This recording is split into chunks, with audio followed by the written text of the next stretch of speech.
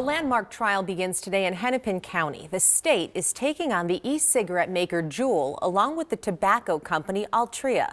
Gordon Severson joins us now with today's opening statements and why this case is being watched closely around the nation. Gordon?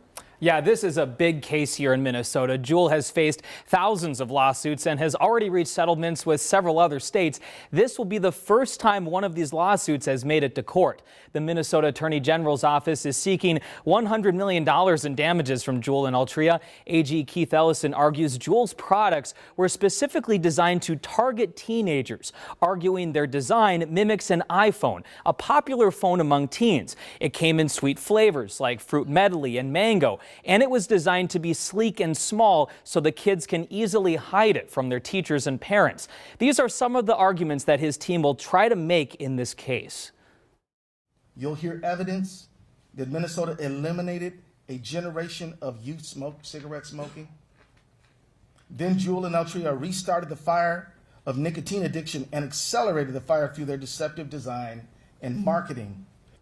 Juul, on the other hand, argues their products were designed to reach a target demographic of young adults who are 25 to 34 years old. And they acknowledge targeting that age group will create some spillover among young teens. But that was never their intent, and they have followed federal regulations and done their best as a company to change their flavorings, advertising, and marketing to minimize underage use. They also argue that this problem was around long before they entered the marketplace. Youth vaping rose.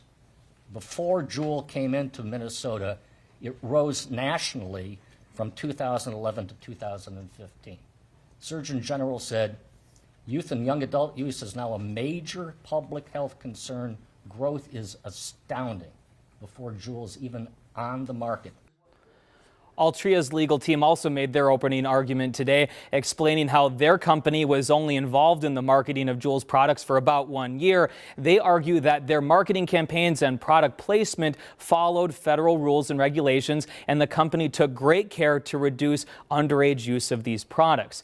Now, both sides are preparing to bring in a lot of doctors, experts, and researchers to argue their case. This trial is expected to last a few weeks, and what happens here in Minnesota could set the tone for several ongoing lawsuits. So there is a lot of attention right now here in Minnesota to see how this case plays out.